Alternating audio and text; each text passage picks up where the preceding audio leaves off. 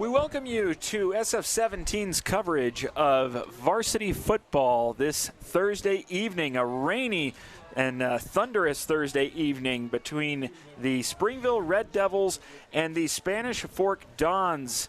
Again, if you've been following along with us, we have been going through it with some lightning and weather delays this evening. A game that was expected to start right around 7 o'clock has been delayed significantly, but the clock is now set to 12 minutes on the first quarter. The teams are taking to the sideline, and they have had their warm-ups. Again, this is Mac Branning. Alongside me is Chris Hurst. Chris, we might have to speed it up here. We'll see where the kickoff might be coming quickly.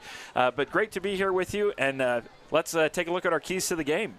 Yeah, we'd like to thank Triple T for providing us with the sponsorship of the keys to the game. The first key to the game is for Spanish Fork to stop the run. Also, Spanish Fork is going to need to control the time possession here, as Springville is able to run the ball very well, and Springville also usually wins that time possession, so I think that's something key for Spanish Fork to do. And then the third key here is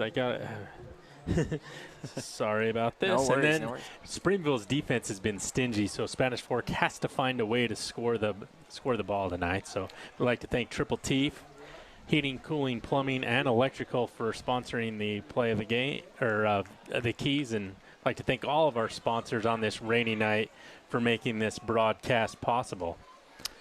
Yeah, Lance Wilson State Farm, the Attorneys of Utah Legal Team, Attorneys Utah Legal Team, Two Jacks Pizza, Spanish Fork Community Network, Edward Jones with Mike Mendenhall and Tyler Mendenhall as the financial advisors. And again, Triple T Heating, Cooling, Plumbing, and Electrical.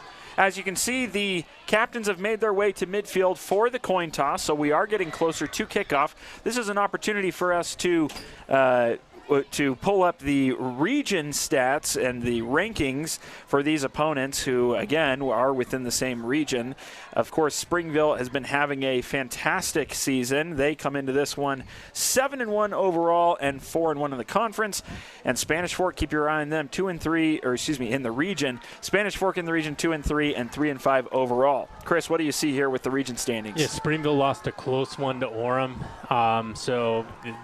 Orem's got a little bit of an easier schedule the last couple of weeks, so it looks like Springville's in a prime position to take second. Spanish Fork trying to battle to maintain their playoff status. If we could see the RPI, I believe they're 21st or 20th, and Springville's second. Yes, there's a lot of action happening right now. We got some other games that we're keeping an eye on as well.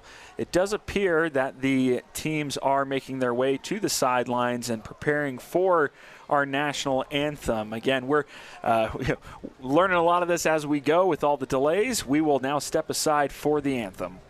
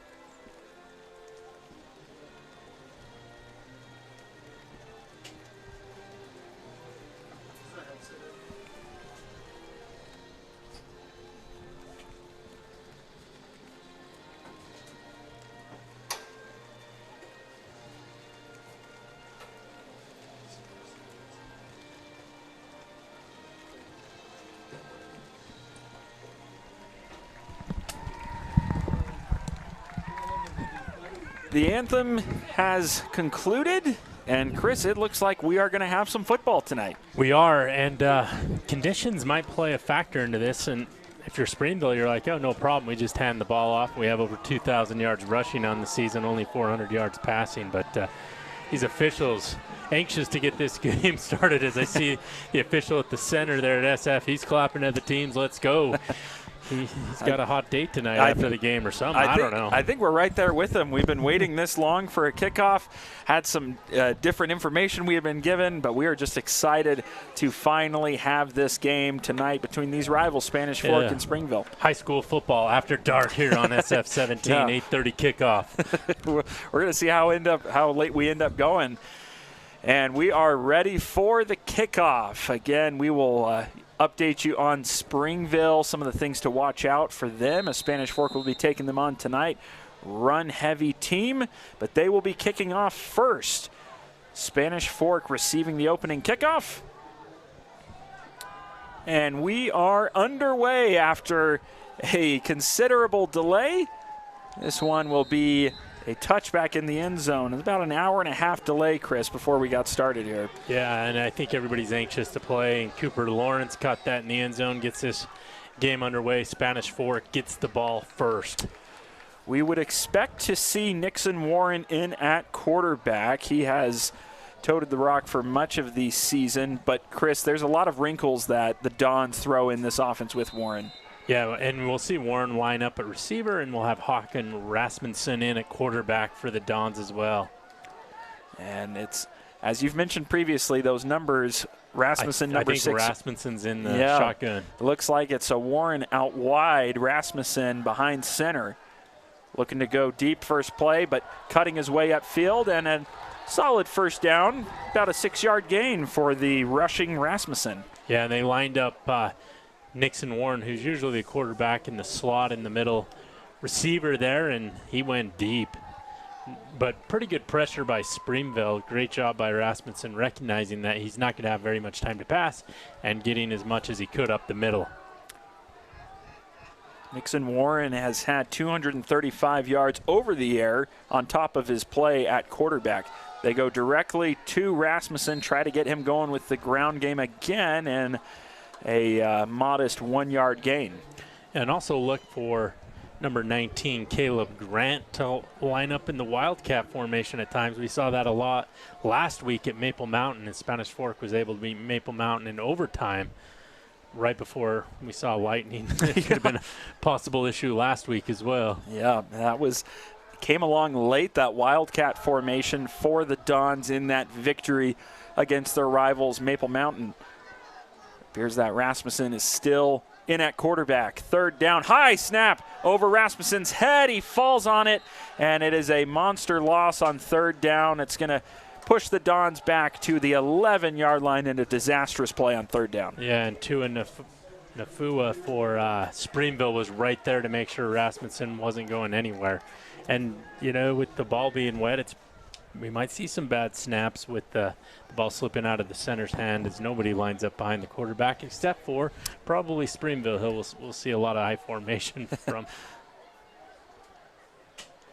Lining up to punt now within the end zone. That's Nixon Warren, the punter as well. A line drive punt caught at the 45, and knocked down is the return man for Springville at about the 39-yard line of the Dons. Yeah, that was Tokai with the return there, I believe, getting Springville in really good field position. I think, we'll have to see who lines up at quarterback, but I think it'll probably be Halverson. Yes, that is one of the storylines of this game. If you're looking for the air raid offense with the Red Devils, it is not going to happen. Had to do a couple double checks when looking at the stat sheet over the air. They do not run, they don't throw the ball much. They are deadly on the ground, over 2,000 yards rushing. They line up with two tights out of the shotgun formation here. Direct snap to the left and met by the Dons.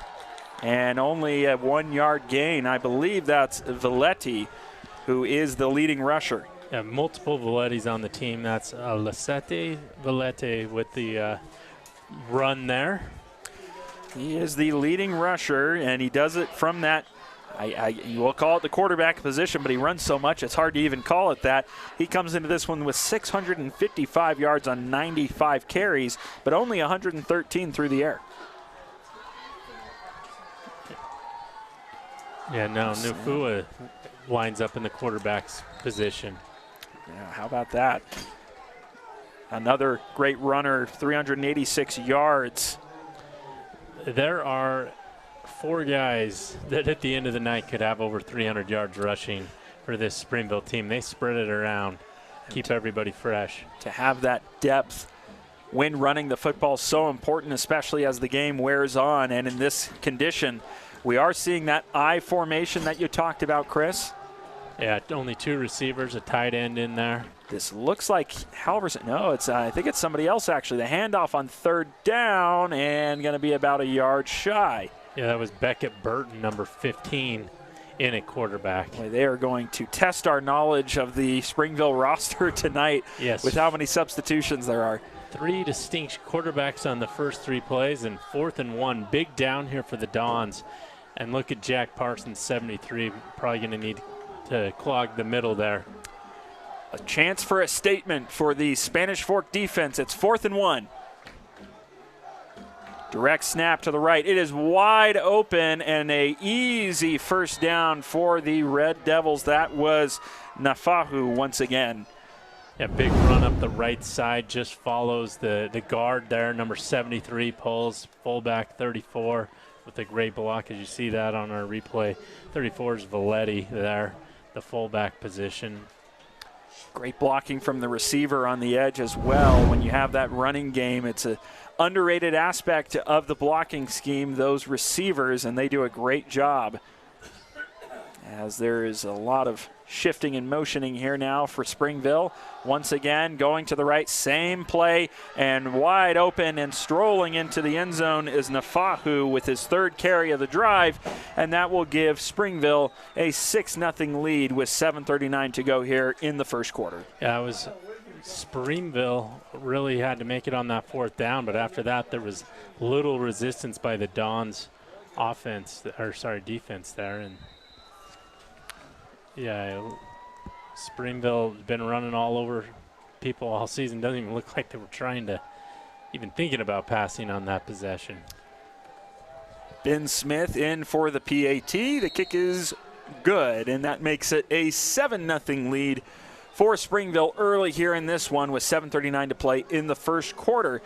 With the change of possession, that gives us an opportunity once again to shout out our sponsors here at SF17. We, of course, have Triple T, Heating, Cooling, Plumbing, Electrical, Edward Jones, Mike Mendenhall, and Tyler Mendenhall, Financial Advisors, Spanish Fork Community Network, 2 Jacks Pizza, the attorneys of the Utah Legal Team, and Lance Wilson State Farm. Once again, a special thanks to our sponsors at SF17. Yeah, and Spanish Fork. Oh, also you can check these broadcasts out on our YouTube channel, the Spanish Fork 17, or you can follow that URL there.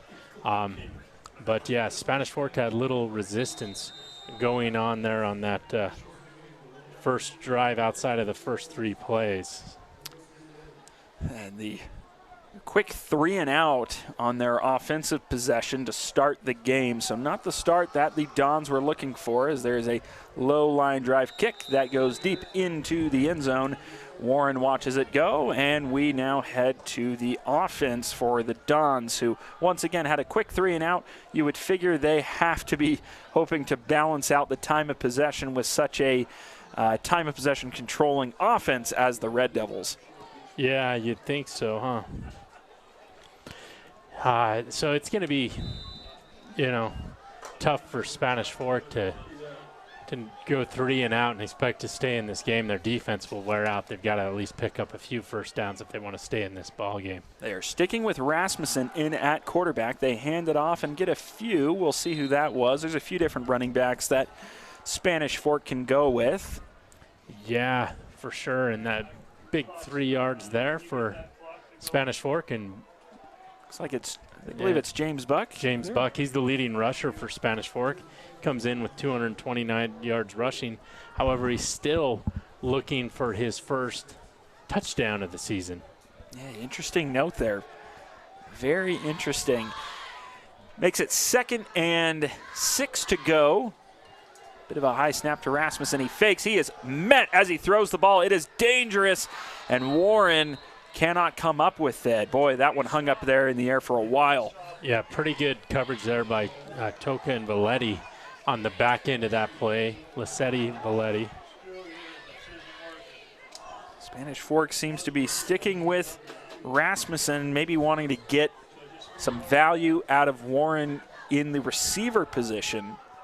Yeah, big third down here. Spanish Fork went 3 and out the first time. Wants to avoid doing that again. Rasmussen and Buck in the backfield. Drifting to his right. Hit the boundary, and it is completed. Gage Christensen finds the edge of the field there, and it's hit by Rasmussen on the pass, and Spanish Fork's got their first down of the game.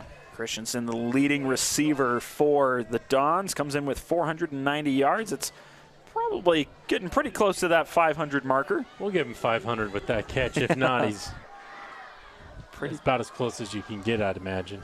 Warren in motion. They hand it off, trying to get the edge, getting blockers, and manages to avoid a significant loss and gains a yard. Yeah, too much east-west there. Great job by Springville stringing that play out and using the sideline as a 12th defender. The run game was a bit of a challenge for Spanish Fork to get going until late in overtime when they played Maple Mountain. Maybe trying to get it going early here and getting that tremendous athlete Nixon Warren involved. 2nd and 9. Ball on the 34-yard line. Good protection, going deep towards the boundary, and an acrobatic catch by Gage Christensen. He's got 2 catches now here in the first quarter, and that was impressive. Yeah, and Braden Smith was on him like white on rice. What fantastic coverage, but just what a better play by Christensen. I mean, he has no business making that catch. He just wanted it more. Well, he's definitely over 500 yards now if he wasn't before. We'll give him 515. Yeah. So crossing midfield now, and this is what Spanish Fork needed. Bit of a long march to give that defense a break. Hand off to Buck, looking for a hole, trying to drag a defender with him, and he's down after a 3-yard gain the officials give him. Yeah, nice blocking up front there. But, yeah, Springville's defense pretty stout. It's going to be tough to get, more than 2 or 3 yards there on the run. And last year, Spanish Fork was getting 7-8 a carry with Vest, no problem. This is an impressive Springville team, 7-1, only lost to Orem, and that was only by 3 points. Orem at the top of the region. Fake it to Warren. No, they do give it to Warren, but he's in trouble. Cuts it back and is met by a few Red Devils and maybe got it back to the line of scrimmage. Actually, it looks like he lost a yard. Yeah, it looks like Trayton Harris for Springville was the first defender there, number 28, and that'll bring up another 3rd down. Last time they got a miraculous catch by Gage Christensen, so a couple of receivers for Rasmussen to throw out there towards Christensen and Cloward. Getting close to that 4-down territory. Hard count, trying to, with the fake claps, trying to draw Springfield off sides and get a free 5. Unsuccessful. 2 seconds on the play clock. Another high snap. Rasmussen again down the sideline looking for Christensen, but well over his head. And now it's decision time for Spanish Fork. And was there a penalty? I did hear a whistle. 34, Tione Valetti had something to say. Huh. We had to take down our shotgun mic because of the rain. It's still down. Yeah. So not sure what he said, but it looked like a defensive hold in the secondary. That's 5 yards. I think we'll replay. It's enough yards for a first down. It's 10 yards. My apologies.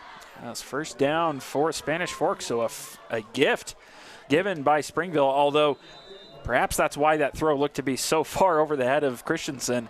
He might have been being held down the boundary.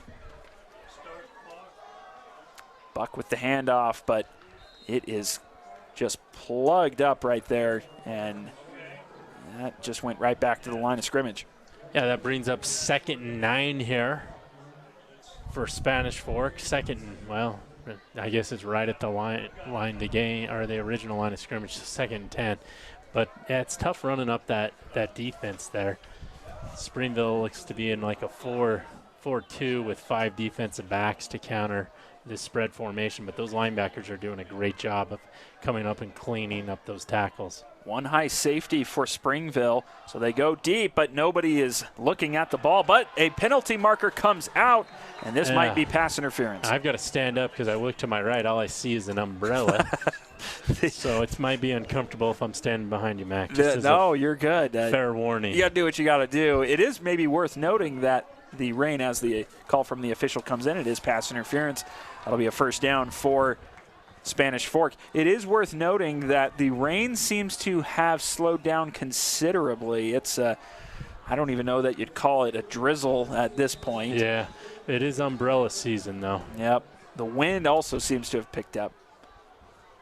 And it's pretty windy out there, which might affect some of those deep passes. Spanish Fork getting some help from the officials. Oh, Buck is brought down. Yep, and that play is immediately sealed up. The last couple of attempts with Buck, Springville has made their presence felt. Yeah, Teona Valetti comes up and makes the tackle from his linebacker spot, and he's doing a really good job of cleaning up those tackles. Springville's defensive lines plugging the gaps there, and really no room for Spanish Fork to run at all. 2nd and 11. They say a yard was lost on that one. 4 down linemen for Springville, but those linebackers playing well up towards the line. Warren in motion. Rasmussen looking that way to the end zone, or at least in front of it, and it is incomplete. An opportunity for an interception there for Toki, the junior for the Red Devils. Yeah, Toki was in the best position to make the catch there. It was just over the head. I think that was of Cloward, who was the intended receiver. Or no, sorry, that was Fagan. Dangerous throw. Brings up third and 11. I don't know if this is a situation where you go for it on 4th with how wet the field is, or if you want to kick the field goal attempt, but I think ideally you want to pick up a first down. Rasmussen looking quick, now going deep to the corner, and a near one-handed grab attempt by Nixon Warren. It is unsuccessful, and it brings up 4th and 11. We'll see what Spanish Fork does here. And again, keep in mind, the wind seems to have picked up considerably here in the last few minutes. Yeah, and Valetti that time, the safety, looked like he might have been holding on that play. I think you could have called that once again on Springville. But if you do it enough, maybe they stop calling it. This time, Springville avoids the yellow hanky. And in to kick. This is Jones. It's going to be a 35 or about a 36-yard field goal attempt. Snap is good. Kick is up. It's curling, and it is good. So Spanish Fork is on the board. They now trail Springville 7-3 on a sustained drive with some help from the officials and some mistakes from Spanish Fork, from Springville on defense. But they are on the board. Now, with the change of possession, a chance to talk to you about our next game that we have here on SF-17. It's going to be next week on Wednesday. Yes, again, take note of that. That is Wednesday, October 15th at 7 p.m. It is the Orem Tigers coming into town to take on the Maple Mountain Golden Eagles. That's senior night for the Golden Eagles, and a big opponent coming in at the top of the standings, the Orem Tigers. Once again, you'll find that here Wednesday, October 15th at 7 p.m. on SF-17. A good opportunity for Maple Mountain to get a huge win and to get into the playoffs possibly, but good luck. And Nate, you can see that it's kind of, when you do see rain, it feels like it's blowing sideways. I just don't know if that's just blowing off people's umbrellas or it's quite the sight. I only see umbrellas down in front of us. We can definitely tell just even through our window here that the temperature has dropped considerably as there is a fair catch and touchback for Springville. Now, Chris, Springville impressive drive from them. I mean, what else did you expect? We knew what the scouting report was coming in, and they lived up to it. And they ran multiple guys as in quarterback options, so they used 10 guys to block for their quarterback on a lot of those plays. So we'll see if Spanish Fork's able to counter that. As we mentioned, they substitute quite a lot, this Red Devils team.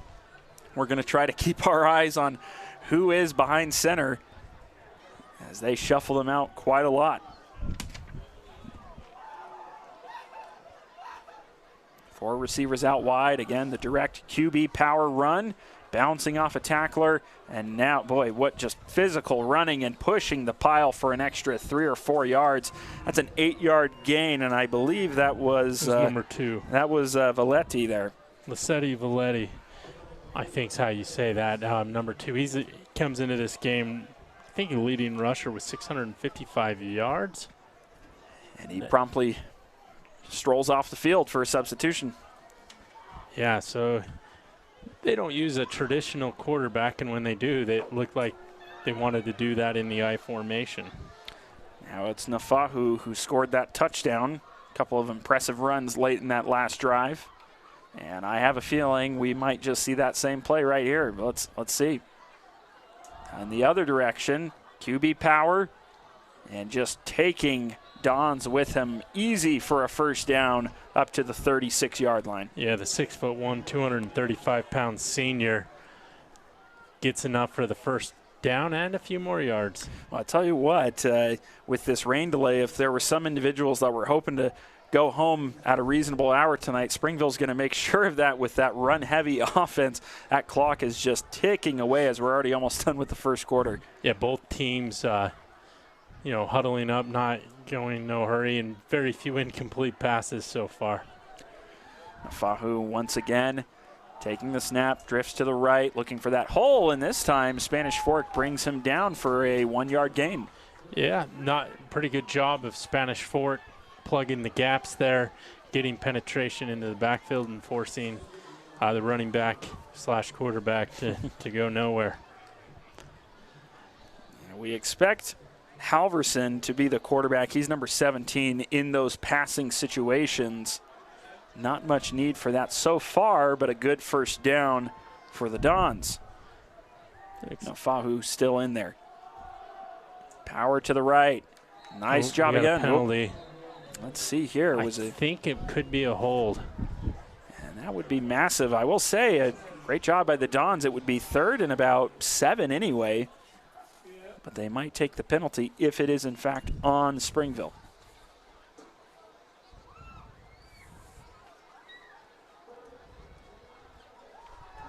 And it is a hold. They accept the penalty, and it will make it 2nd down. And it should be, you would think, 2nd and 19. 2nd in a long ways, but we'll see if that changes up the strategy for Springville, if they'll continue to just try and pick it up on the ground here, 2nd and long. Some of those academy schools exclusively run. Really, if you get a holding penalty, it puts you behind the 8 ball. So we'll have to see how Springville attacks this set of downs. Only 26 seconds remaining here in the first quarter, so good chance this might be the final play if they run it once again. That is Valetti, who is back now at quarterback. He can throw a bit. He's got 113 yards through the air at a 37% completion rate. And it's going to be a little handoff on the end around, and met is number 6, Toki, for Springville. And the Red Devils, when we start this second quarter, are going to be well behind the sticks on 3rd down. Yeah, number 80, I think that's Johnson for Spanish Fork. Does a good job of containing the edge there and really forcing that play to the inside, and we're at the end of the quarter. Yes, we are. We will head to a break, and when we come back, we'll have the second quarter here on SF17.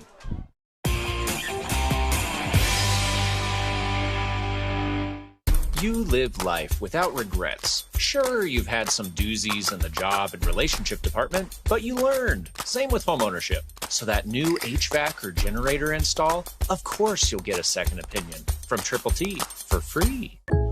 Coach, Jake from State Farm. Well, Patrick, it's official. You saved with home and auto insurance. You're the league's most valuable bundler. Hey, you done? Contact State Farm agent Lance Wilson today.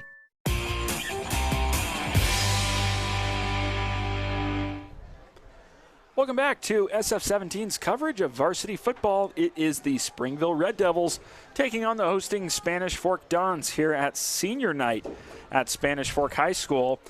The Red Devils scored on their first possession on a few great runs and made it 7-0. The Dons answered with a field goal on their next possession.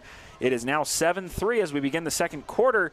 Springville has the ball, but they are in a little bit of a pickle right now. They are 3rd and 20.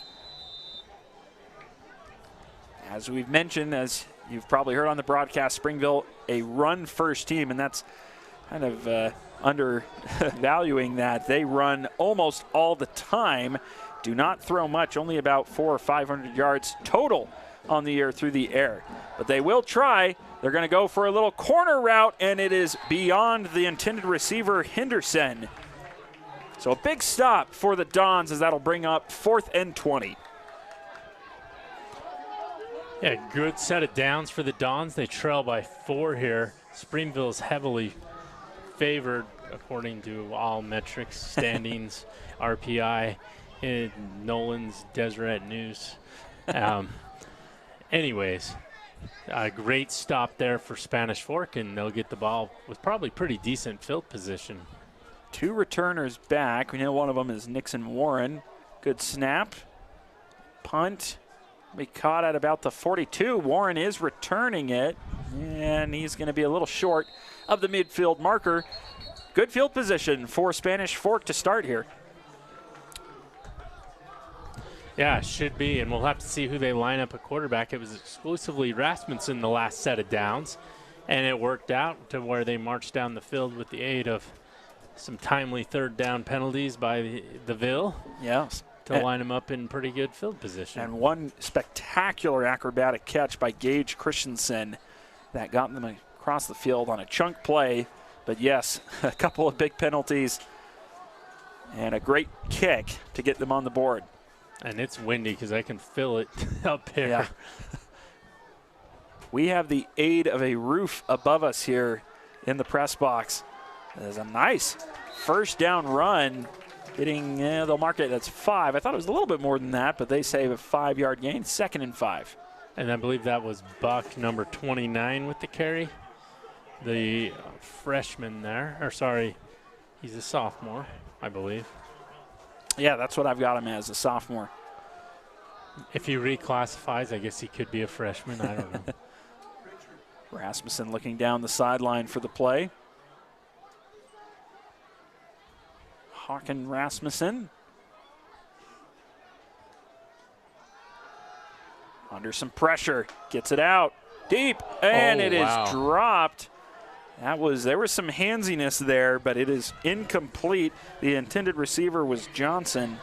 Yeah, Johnson got drugged down there by 28, Trayton Harris. And Harris might have gotten there early. It was close. Johnson, I don't know. Yeah, Johnson did get his hands on it. That at some point there was a jersey that was being pulled. Might have been simultaneous with the ball arriving. The refs let the play go on. 3rd and 4. Red Devils bringing pressure. And the pass is dropped by Warren on what looked like a pretty well-called play considering the pressure that was coming from Springville. Yeah, it was going to be close because the defensive line did collapse on that, but there was a couple of linebackers that had kind of spied that wide receiver middle screen. So, guess we'll never know because the ball was dropped. Yep. And Warren goes from playing receiver to punter, and it's a quick 3 and out in what looked like a good opportunity for the Dons. 2 return men back. Warren, rugby-style punt, low, hits the turf, picked up by Springville, and a pretty good return actually there. That ball was probably heading inside the 10. Instead, it's picked up and taken to the 22-yard line. Springville, their last possession was stuffed by Spanish Fork. That is something that you like to see if you're a Dons fan, as that's the bread and butter for the Red Devils. Yeah, for sure, and we'll see if they can do it again. I think what really hurt Springville that time is that they had that penalty, that holding penalty on that good run, so who knows. In the I formation. Two receivers out wide. They hand off directly up the middle, a wide gap that they're running through. Oh boy, shedding some blockers, making some moves, and taken down at about the 47-yard line of Spanish Fork. And honestly, Spanish Fork might be happy that wasn't for even more. Yeah, great job that by Springville, well blocked, and it was a Harris that got down there in a hurry. That is number 28, Trayton Harris. Yeah, we're now past my bedtime, so I have to really focus. We're past 9 o'clock. Harris, the fourth leading running back. Oh boy, and they goodness. Go back to him again, right up the middle. He might take it all the way at the 10, and it's a touchdown for the Red Devils. Yeah, boy. Just looked like a blast play up the middle there. And Harris takes it 47 yards, well blocked. And what great speed by Harris there. And they just have so many weapons in the backfield. As I mentioned right before that play, he's the fourth leading rusher on the Springville offense. And that might be a lot of teams' leading rusher. That was impressive. Yeah, Max Harris has 296, and he's probably now been passed because Harris came into this. Actually, there's Max Harris and Trayton Harris. Okay, it gets confusing, but Trayton Harris with the touchdown there, 14-3 Springville, and, well, the clock didn't move fast on that possession because a couple of big chunk runs. It did not. And with the change of possession, it gives us another opportunity in this quarter to shout out our sponsors here at SF17. Yeah, we got Triple T Heating, Cooling, Plumbing, Electrical, Edward Jones, Mike Mendenhall, and Tyler Mendenhall as your financial advisors. The Spanish Fork Community Network, 2 Jacks Pizza, Utah Legal Team Attorneys, law there, and Lance Wilson, State Farm Insurance. We'd like to thank these fine sponsors for making this broadcast possible. And remember to watch us on the Spanish Fork 17 YouTube channel. There's your URL for those that want to get on the computer, or just Google search it. One way or another, we are happy that you are watching tonight to watch this great matchup. And again, Springville now taking a 14-3 lead on the major rush there from Trayton Harris. I believe that was a 47-yard run for the touchdown. And that ball is so dark in this night sky. This is Warren taking it around the corner, and a pretty good return there. He takes it out to about the 34.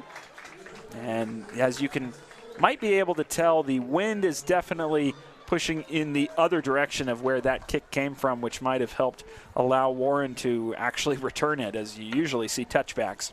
Yeah, these kickers get it from the 40, and if it goes anywhere in the end zone, it's an automatic touchback here at the high school level, and I'd say 80% of the time that's what we see it. So maybe we just see good kickers. I don't know. Yeah. Makes that field goal earlier from Spanish Fork all the more impressive with the wind blowing in the opposite direction. Under center now is Rasmussen. They hand it off, and immediately met is Spanish Fork. That is number 19 for Spanish Fork. Yeah, that's Grant. They've got their whole I formation group. They switch out of multiple guys when they run it. There's been opportunities through the air for Spanish Fork so far, but they are intent on getting the run game going as the play clock moves down to about 12 seconds here. Might have to pick up the pace just a little bit. Once again, and going under center. I believe that is Buck in the backfield. They fake the toss, and they hand it off to the tight end, and he gets about 1. And that is Johnson, the senior. Number 80, Johnson, gets the carry there. Brings up 3rd and 7, and they'll probably have to bring in their spread formation group. And Maple Mountain had Spanish Fork had a lot of success at Maple Mountain with that I formation last week. Not so much on their first time using it in this game. One in motion. Rasmussen still looking to the coaching staff for the play. 8 seconds on the play clock. One of the play clocks, or pressure. Rasmussen in trouble, and he goes down and lost a few. Back to the original line of scrimmage. Springville lit it up that time. Yeah, it looked like number 54, Cade Johnson, was the first one to get to him, and then 2 of his buddies were there, so no room for Rasmussen to go at all. Spanish Fork, it will be forced to punt it, and Springville did whatever they wanted on that last offensive possession with long runs, so we'll have to see what resistance the Dons have. 8 minutes to go here in the first half as the wind gusts here at Spanish Fork, and now there is a stoppage, some whistles, but it doesn't appear that there was any timeout. They reset the play clock to 25 seconds. And now they wind the game clock, which is sitting at 7 minutes and 50 seconds. Nixon Warren in for the punt. Once again, the rugby style has to get it out a little bit quicker this time, but it's a higher punt than usual and a great bounce. Boy, this is going to really flip the field as the ball continues to roll inside the 10 and will be down at about the 7.5-yard line or so. So a fantastic punt from Nixon Warren, especially under some pressure there. Did want to take a moment to point out some games that we are watching tonight. We might actually have some scores, although it might take us a moment to get those. But the games that we're watching tonight are Payson at Orem, Tempview at Pleasant Grove, and Maple Mountain at Wasatch. And honestly, some of those games might be over by now. I'm not quite sure with how much we were delayed tonight, Chris. Yeah, we'll get you some scores. I'm pulling it up. And yeah. We will keep you updated. Late in the season, a lot of schools having their senior nights tonight, including Spanish Fork,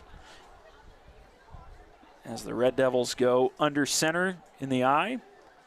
And I believe that's Martin once again. Why not? Just go right back to him. But this time, Spanish Fork is up to the task and keep it to a moderate gain of about 5.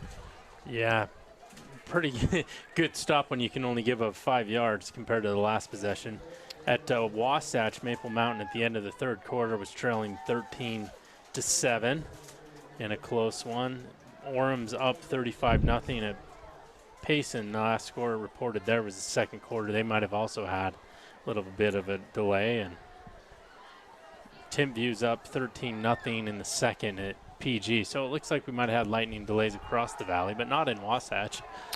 Well, how about that? A rare throw for Springville, and not when you would have expected it. That pass was intended for Toki. It's incomplete off his hands, a little bit behind him, and it makes it 3rd and 5. Yeah, 3rd and 5, and with as much success as you've had running, I'm surprised Springville didn't try running up the middle. But it looks like Burton will stay in at quarterback. That's the putting to the test, the classic line for a lot of old school coaches there. When you pass, 3 things can happen, and 2 of them are bad, and that's one of them right there. It was open, but a little bit behind him and incomplete. And now Springville with their own reverse play. This is going to be a huge, nearly a horse collar there, yeah. But no call. It is a first down for Springville. That was Nafahu, who we didn't see much of last drive, but he already has a touchdown in this one. Yeah, pretty good blocking. They pull everybody, as you can see on the replay, and Nafua is able to find a big lane there and move downfield and avoid the horse collar tackle, actually. He swimmed out of it. Puts it at the 40-yard line of Spanish Fork, who certainly needs a stop here, or at the very least to hold them to a field goal. To my understanding, I don't think Springville kicks very many field goals. They go to Harris on the outside, makes a man miss. Boy, is he difficult to bring down inside the 20 and down at about the 17, they say. Yeah, Trayton Harris dots the I, the junior, with a big run there. And Spanish Fork trying to make some substitutions here. You figure that defense and that defensive line has to be getting a little tired with these physical run plays. And Springville, meanwhile, can continue to substitute their personnel on offense repeatedly.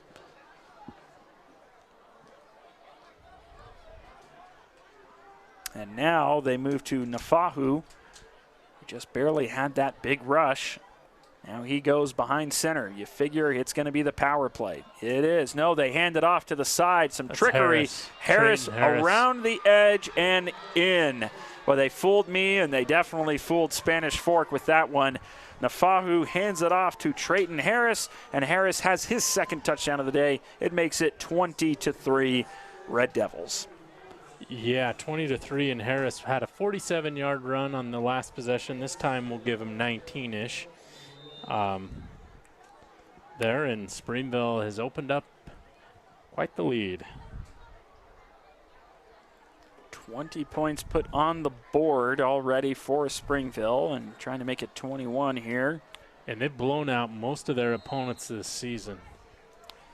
Yeah, like we mentioned, that one loss is it's on their record, but it was against Orem, top of the standings, and they only lost by 3. So a lot of good from the Springville Red Devils this season, and they are showing that tonight in this matchup. Once again, as a reminder, we have a broadcast next week here on SF-17. The Orem Tigers coming into town to face the Maple Mountain Golden Eagles on senior night. That one, again, take note of that, is on Wednesday. Some Wednesday night lights, October 15th at 7 p.m. here on SF-17. Oh, sorry about the wind there. Somebody opened the door and everything was blowing. But, yeah, Spanish Fork's got to get some points on this possession if they want to stay in this ball game, because they've been unable to stop the rushing attack consistently, let's say.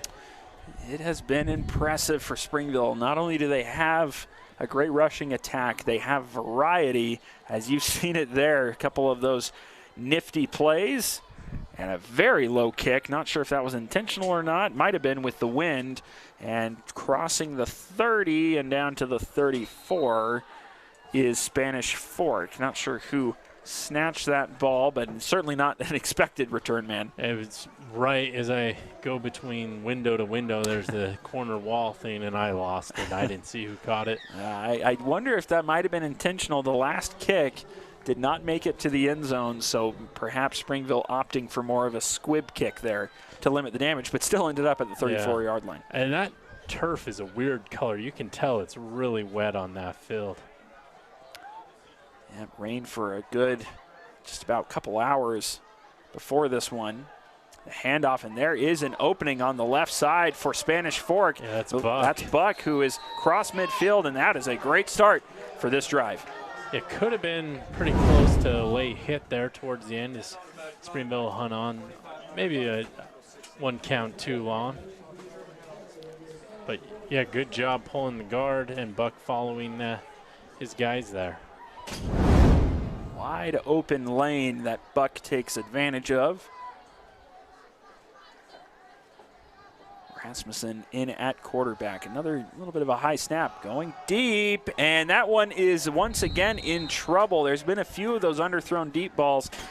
This time again, it is incomplete rather than intercepted. Yeah, Nixon Warren turns defender there, and yeah, nearly a pick by number 2, the safety. Valetti came over, read that one pretty well. There have been those one-on-one opportunities, but some underthrown deep passes from Rasmussen have nearly brought disaster. Springville once again playing very close up to the line. Their corners back off. Rasmussen, a high throw to Warren, and it's incomplete, and it's quickly 3rd and 10. Yeah, just a bit outside there of his reach, and brings up 3rd and 10. Yeah, but Spanish Fork hasn't been afraid to sling it so far in this game, and you know they've mixed in some pretty good running plays there. So at this juncture in the game, down by 18, I wouldn't not consider running it and playing it as a 4th down situation. 3 down linemen for Springville. They're going for a screen. Rasmussen has nothing there, but he shakes loose. Now he goes deep to a wide open man, and it's caught at the 25-yard line. Come back. But there is a flag, and let's see as it goes down to the 18-yard line, and that's in the range where you might expect some holding. So of some it's sort. supposed to be a screen, as you mentioned, so the offensive line did a really good job of getting down there to block, but the problem is you can't be past 2 or 3 yards of the line of scrimmage, and some of them were 8, 9 yards when that ball was thrown. That is the danger of running a screen play, and when it doesn't get out quickly, they find their way downfield, and it will make it 3rd down. They'll replay the down, and loss of about 5 on the penalty makes it 3rd and 15. Hey, you want to make football really fun, let linemen downfield. No, that one was nearly really fun for Spanish Fork. Unfortunately, the penalty negates the chunk play. And a big 3rd down. Got to get at least something here. They roll out to the short side of the field. Rasmussen guns, and it is well out of bounds. And that makes it a 4th and 15, and you figure it has to be a punting situation. Yeah, and Rasmussen got hit pretty good at the end of that play, so we'll probably see Warren out here to punt. And Always difficult doing the rollout to the short side. Not as much room to work with. Spanish Fork, you got to get a stop here. We'll see.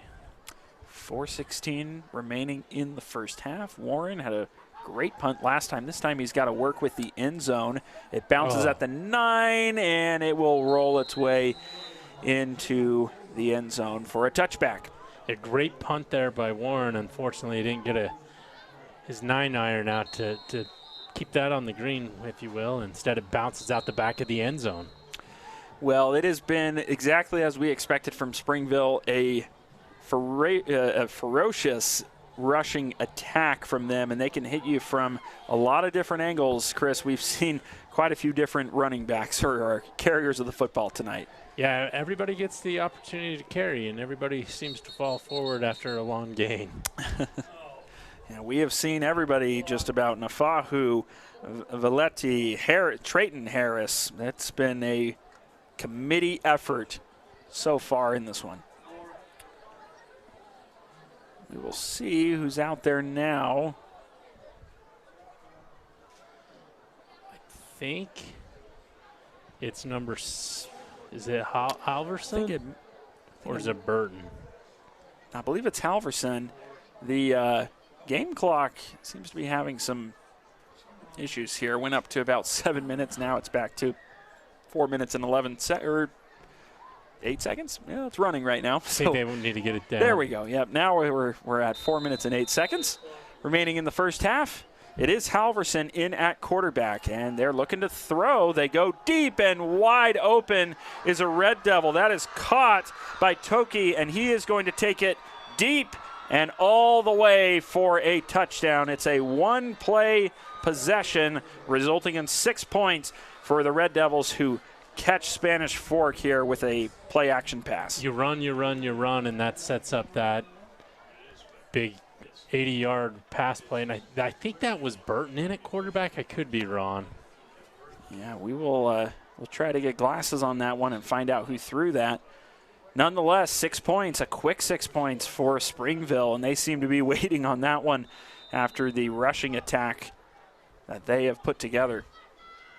I will say it was very underthrown, but it's a smart decision by the quarterback there, who's wide open, was Toki. Just didn't want to overthrow him, and it's 6 points. Yeah, and I see on the sideline Warren warming up, so I imagine we're going to see him in at quarterback for Spanish Fork. Yeah, they seem to want to try to get him going at the receiver position. Rasmussen throwing to him. Hasn't quite been there so far, so we'll see if they're making the switch. It'll be a kickoff for the Red Devils as we change possessions here. Once again, as a reminder of our YouTube channel here at Spanish Fork 17. You can find us on YouTube at youtube.com/Spanish Fork 17. You You can find all of the sporting events that you love in the local community and for these high schools, as well as government and city council events as well and meetings. So check us out on Spanish Fork YouTube/Spanish Fork 17.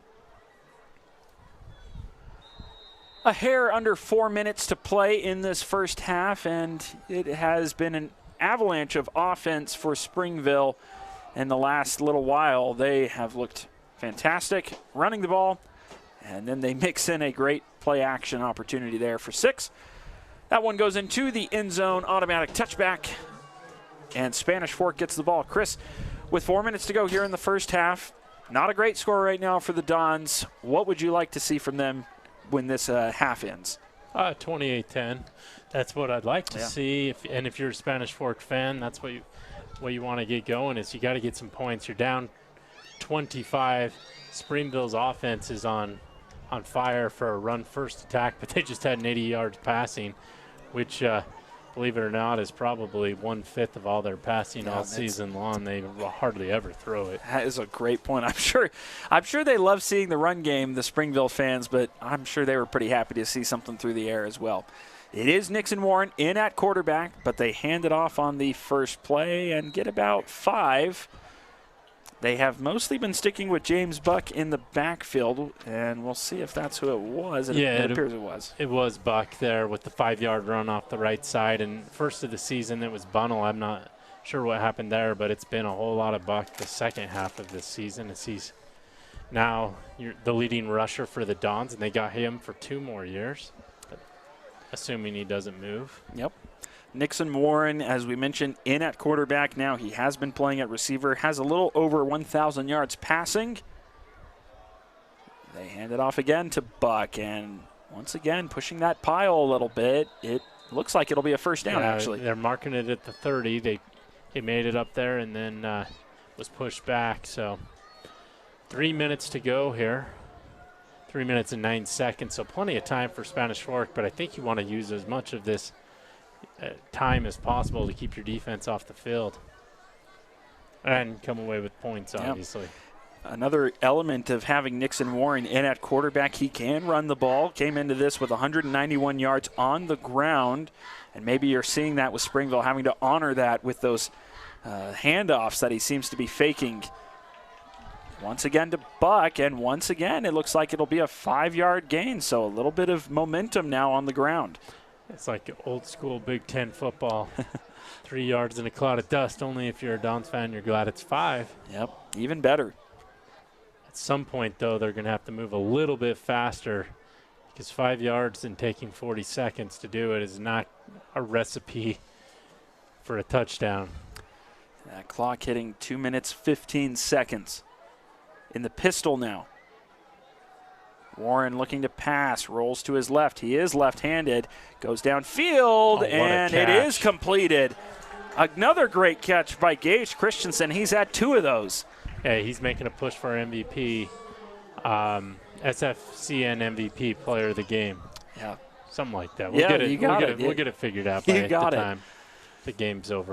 You got it down, and we'll see if Christensen has it down by the conclusion of this one. 2 great catches. Under 2 minutes to play now.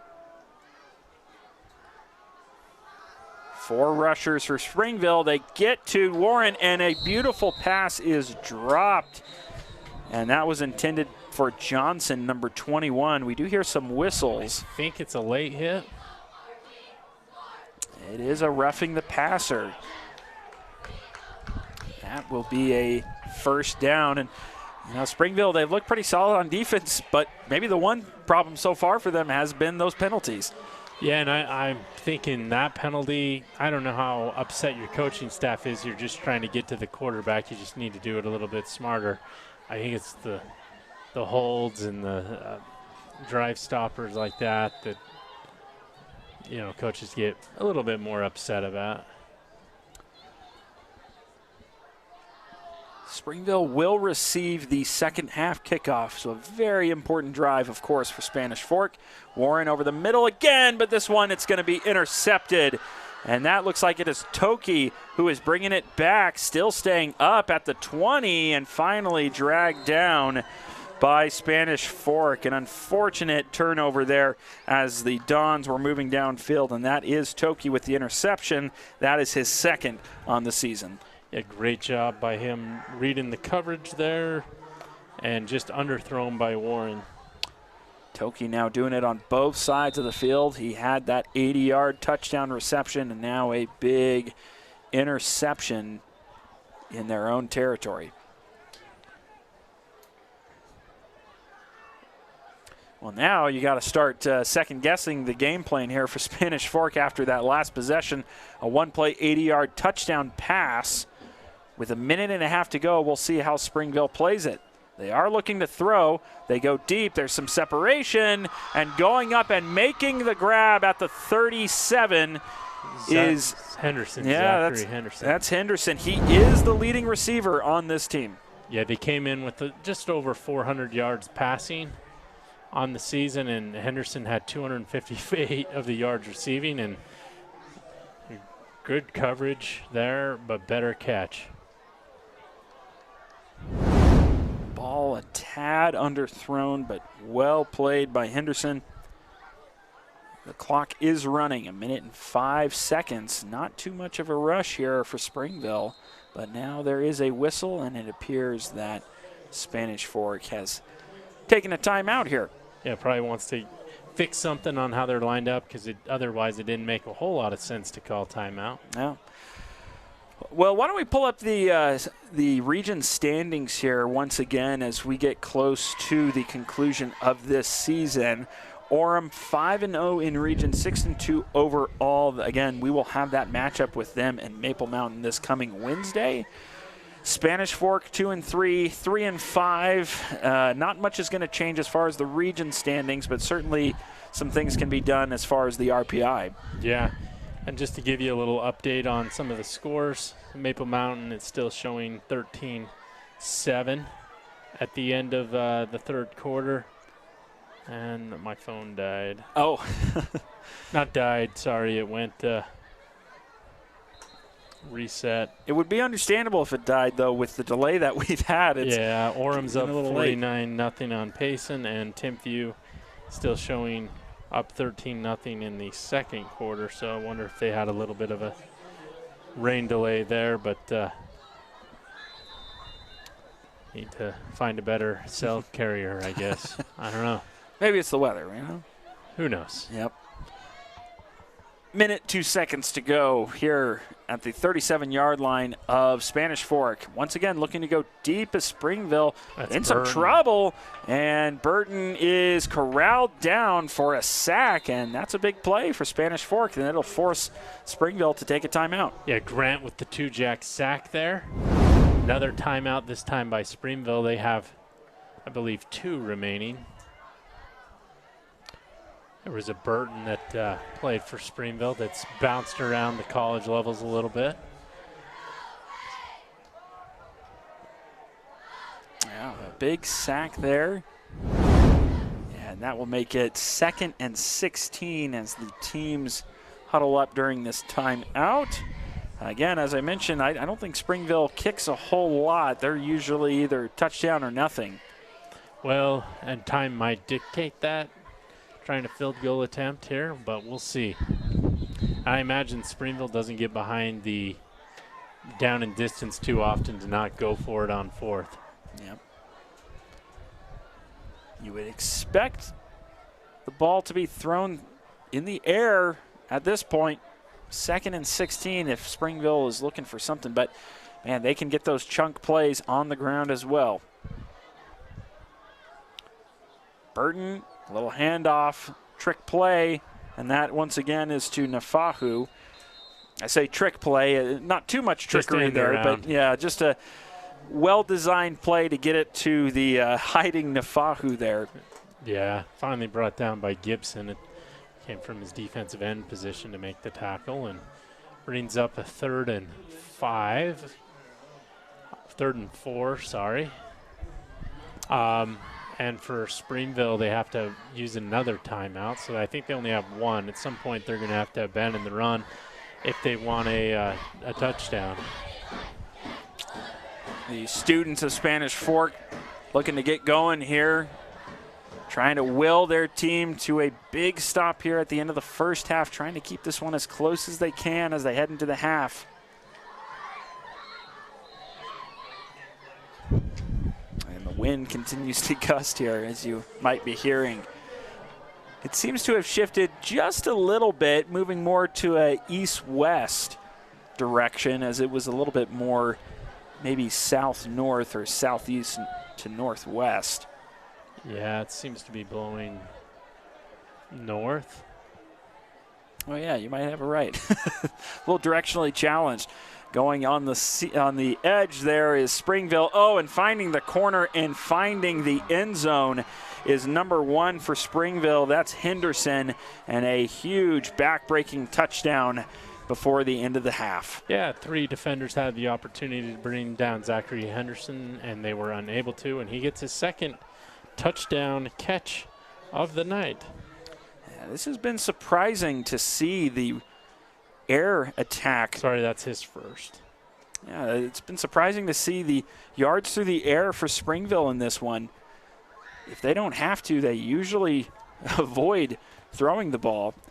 And they've done it by choice tonight at times, although this one, with under a minute to go, you figured they had to go through the air. And they make this one 35-3 as we get close to the half. We'll see how Spanish Fork plays it. Yeah. Might just be a time where you just want to take this one to the break. And Springville's probably looking at, hey, there's a 35-point mercy rule. There will be a running clock if we can get that lead. And they get the ball to start the third quarter, so they probably have that on their mind. Hey, it's late, but let's make it not so late. That's true, yeah. It's late for everybody involved here. Of course, Springville doesn't have to travel too far to play here at Spanish Fork, but that was a long, about an hour-and-a-half lightning delay that we had before this one began. Yeah, Spanish Fork, but a few years ago, they used to show up to the game after I would. They would be like warming up at home and then drive to the region games and get on the field with like 10, 15 minutes. I'm like, that's a little scary. Haven't done that for a few years. No. Well, we all were here definitely well in advance of kickoff tonight. And we appreciate all of you sticking with us here through the delay. And we are close to this first half concluding. Again, we'll see how Spanish Fork plays it here with just 38 seconds to go. They did make the change at quarterback with Nixon Warren, and we saw maybe a little bit more life to the offense. Yeah, a little bit until there was the INT. Their first drive of the ball game where they got that field goal has been their best drive, and ever since then they've struggled to get it past midfield. They did last set of downs. But the personal foul, really Springville's helped them out with penalties, is when really Spanish Forks moved the ball well. Hand off to Buck following a blocker, and the ball came out. Oh boy, and it's picked up by Springville, churning and spinning his way and breaking free into the end zone for an unbelievable touchdown. And wouldn't you believe it, it's Nafahu. Yeah, and that's a 25-yard return there by Nafu. And Springville is now up 41-3 and 14 points in probably the last, 10 seconds of gameplay. That is incredible. Spanish Fork was not playing aggressive there, certainly content to take it to the half. They hand it off to Buck, and the ball comes loose and is returned for a touchdown. Boy, Nafahu, just a physical runner, and he's shown it on offense, but on defense there it was just the same. 42-3, Springville lead as we get close to the half. And of course, me cursing the Dons by talking about the mercy rule here. It looks like we will start that in the third quarter. Get a little bit of a head start on that, and again, Springville will start the second half with the football. So a bit of a disastrous finish here to the half for the Dons. It will be a interesting halftime conversation for the coaching staff and the Spanish Fork players. Yeah, they might be wishing for more rain delays to see if they can postpone the misery. I don't know. Kickoff from the 40. A lot of practice for the kickoff man, Smith, for Springville. And that wind is blowing the opposite direction. Those flags are blowing north pretty hard, and he kicked that thing halfway to Payson south. Yeah, he's figured it out now. His first kick that way didn't go very far. Yeah, he got a hold of that one. And it's not like the wind's not blowing. I mean, those flags are perpendicular to the ground, if you will. That's my Springville education coming in handy. Yeah, we can read and see Old Glory out there pretty easily with how hard the wind is blowing. Yeah, and my math skills are great because Springville's offensive coordinator, Doug Bills, was my 10th grade math teacher. Oh, there you go. Nice. Thanks to Coach Bills. So once again, Spanish Fork hands it off, I think, hoping to get to the half, and that did not work out last time when they did so, but this time the play is blown dead. The clock rolls, and I believe this is going to take us to the end of the first half. They do appear to be content to do so. And after that hour-and-a-half delay before this one started, we now head into the half. And like we mentioned at the end of the first quarter, this one seemed pretty tight. Spanish Fork had made a good stop, but Springville just exploded here in this second quarter. They take a 42-3 lead as we head into the half, and we will head to the half with them. We will take a break here and be back with you for any of the halftime festivities here on SF 17.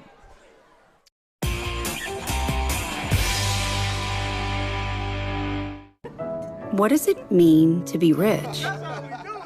Maybe it's not just about the places you can go, but also the people who welcome you home.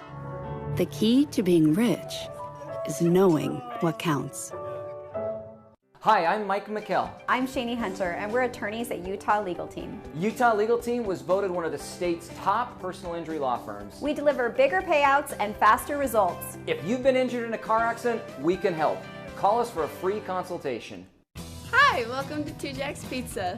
For the best pizza you'll ever taste and our world-famous cheese sticks, come to Two Jacks Pizza on Main Street in Spanish Fork, or call us for a quick delivery. Are you hungry yet?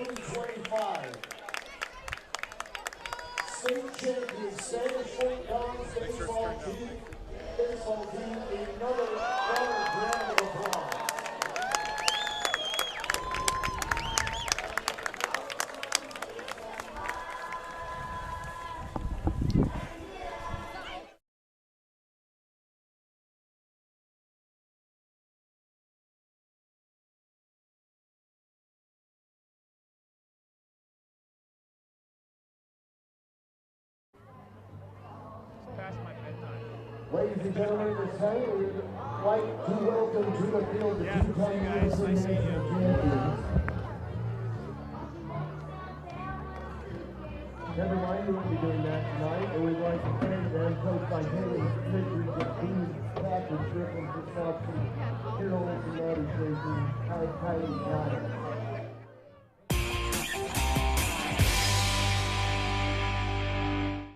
You live life without regrets. Sure, you've had some doozies in the job and relationship department, but you learned. Same with homeownership.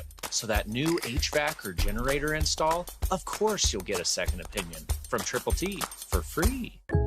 Coach, Jake from State Farm.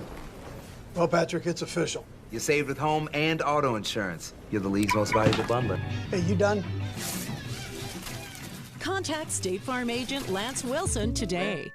You know who you are. You embrace the sounds of that dial-up modem, the door to the internet. But that was so slow. And you were all in with the cable modem and its zippy megabit speeds. But then the buffering started. Now, fiber is here. SFCN fiber is in your neighborhood, just steps away from your door. It's not the future, it's the now. No upgrade fees, no increase in your rates. So do it for the children, do it for yourselves. End the buffering, embrace the fiber. What does it mean to be rich? Maybe it's not just about the places you can go, but also the people who welcome you home. The key to being rich is knowing what counts.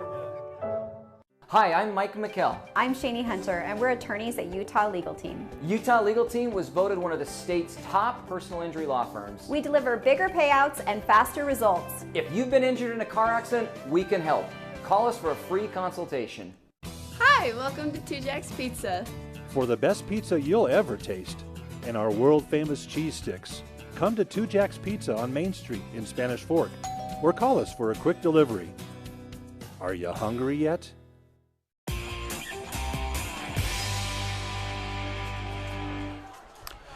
Welcome back to SF17's coverage of varsity football here between Springville and Spanish Fork. We're at the half, and it is a 42-3 lead for Springville as the players head to the lockers and they discuss how this first half went. As you see the score there, 42-3.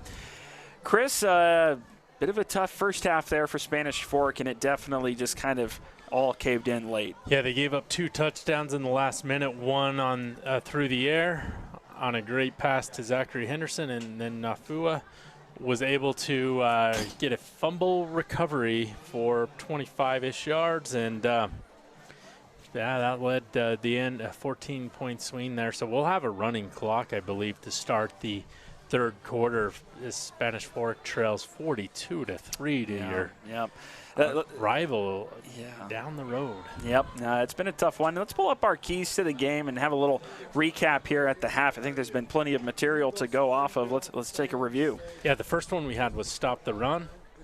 I'd give that a D minus 10F. Yeah. Springville's had massive runs up the middle and be able to get some points. And then the second one was control the time of possession. And Springville is really, I don't know what's going on behind this, but it's breaking my concentration. But control the time of possession, and Springville's done that. Spanish Fork's had some long drives and been able to do okay with that, and then find a way to score. That's crazy how well Springville's coached. They had the INT. Spanish Fork unable to drive it outside of that first possession where they got a field goal, which was aided by penalties there. So yeah, boy, that was probably the biggest gust of wind that we've had so far, continuous gusts that you might have heard. Now, also, while we're at the half here, let's pull up the RPI standings. Of course, as you'd expect, Orem up there at number 1, but do not overlook Springville, who we've seen plenty of them tonight. Number 2 in the RPI rankings, showing no sign of slowing down. Yeah. Spanish Fork at 20 and Maple Mountain at 27. As you say, in Springville lost to Orem by just 3 points, so pretty good team there. We look at the scores. One's gone final. Maple Mountain loses to Wasatch there. So Wasatch will probably jump up slightly with a record of 4-5. Maple Mountain's 1-8, and they've got Orem next week. So highly unlikely that they're going to make the playoffs, as only the top 24 do. The other game that's Orem at Payson at Orem, that was 49-0, and Timpview was up 13-0 on Pleasant Grove. So more of the same there. So it looks like probably Payson and Maple Mountain will not make the playoffs. Yeah, that bell, got a victory bell out there. I don't think that, according to the win probability that I have in my head, that we'll be ringing it. Yeah, it's been a tough first half, but a lot to play for here in the second half for Spanish Fork. But well, there's two ways you can look at it. One, can we have some pride, see if we can get back in this game, see if we can cut it to under 27, get that, or 28, get that game clock not running so fast, see if we can make this a more competitive game. And the second thing is, maybe you can get some opportunity to put some younger players in there and get them some experience against a great team like Springville. Absolutely, yes. A lot to be seen here in the second half. While we also have this time here, we want to remind you that we're still not done here at SF17 as far as football goes. Next week, there is going to be a matchup between the Orem Tigers, another great team in the region, of course, taking on the Maple Mountain Golden Eagles at home. That's their senior night. That is on Wednesday. Again, that is Wednesday, October 15th at 7 p.m. Again, a very talented Orem team coming into town. And, we're going to see where they end up as the season progresses. Again, battling it out with Springville, both at the top of the RPI standings. Yeah, and Spanish Fork has to go at Timpview themselves. So they've got a couple more exciting games for these Spanish Fork teams. Well, we talked about the keys to the game overall with maybe the moment we have here before we go to break. Chris, what would you like to see for Spanish Fork here in the second half? We've acknowledged the deficit, the sizable deficit that they have. What are you looking to see here? I think they've got to figure out how to just get some points on the board, get some confidence heading into that game at Timpview next week. And, who knows? A couple turnovers, crazier things have happened. But, it's going to have to start with controlling the line of scrimmage a little bit better on offense and defense and figuring out how to get some points. And Springville has been able to not only run the ball very well, but they've had a lot of success passing, especially in that second quarter. So just playing, 1/11th football out there. And, you're only in high school once, so hopefully they can find a way to have some fun with this deficit as well. Yeah, and don't forget, they are playing also for the SFCN MVP of the game. There's been some good performances so far. We'll see if Gage Christensen, who might be leading for that, if he can pull it out. Yeah, if not, he's going to be a ballerina because some of those catches he's made on the sidelines, he's had pretty good toes out there. I don't know anything about ballerinas other than they got strong toes, and Gage Christensen's been able to tap his toes. That's true. Great way to put it. Well, the players are starting to make their way back to the field as halftime has a few minutes remaining. We will go to a break, and when we come back, we'll have the resumption of this one as we begin the second half.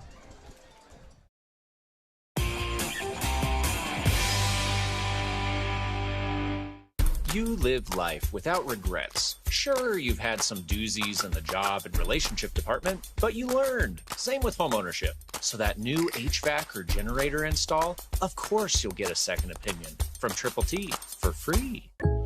Coach, Jake from State Farm. Well, Patrick, it's official. You saved with home and auto insurance. You're the league's most valuable bundler. Hey, you done? Contact State Farm agent Lance Wilson today.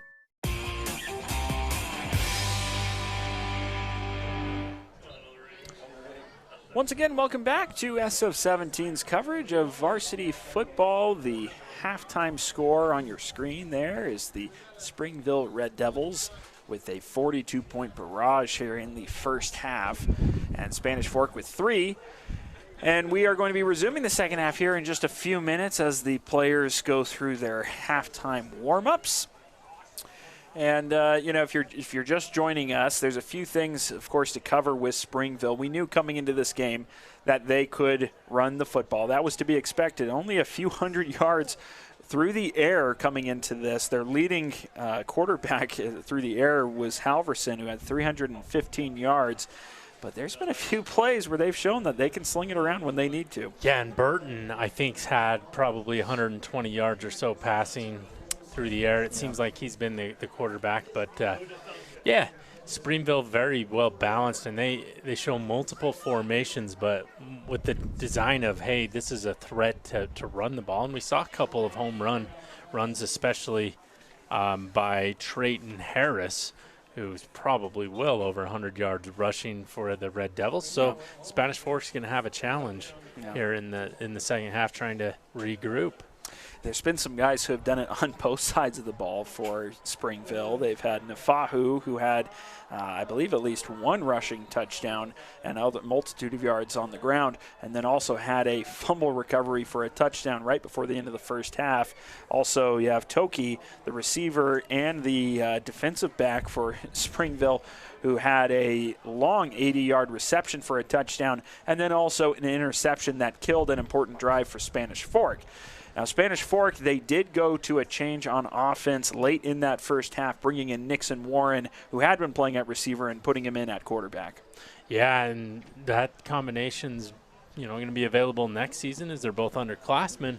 And so a lot of things to look forward to for the Dons, but you want to finish this game strong, see if you can get some momentum and possibly go and upset Timpview, because ironically, if the playoffs were to start today, Spanish Fork would play Timpview. Oh, wow. How about that? The old 13-20 matchup. But nonetheless, it's been all Springville tonight. So if you're a Red Devil fan, that's fantastic. If you're a Spanish Fork fan, you're hoping to see what fight this team still has left in them. Yes.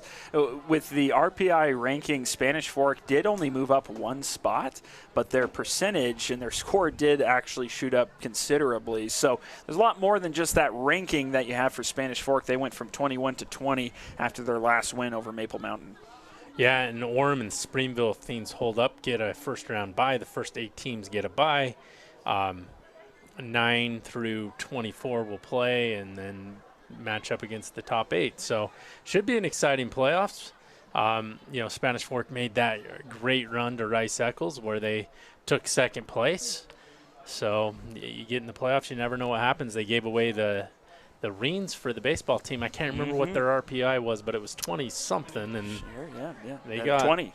They got on fire with some of those underclassmen themselves to get that state championship ring. Yes, they honored as far as we could tell, looked like they honored the state champ Spanish Fork Dons baseball team. Just a fantastic run that they went on.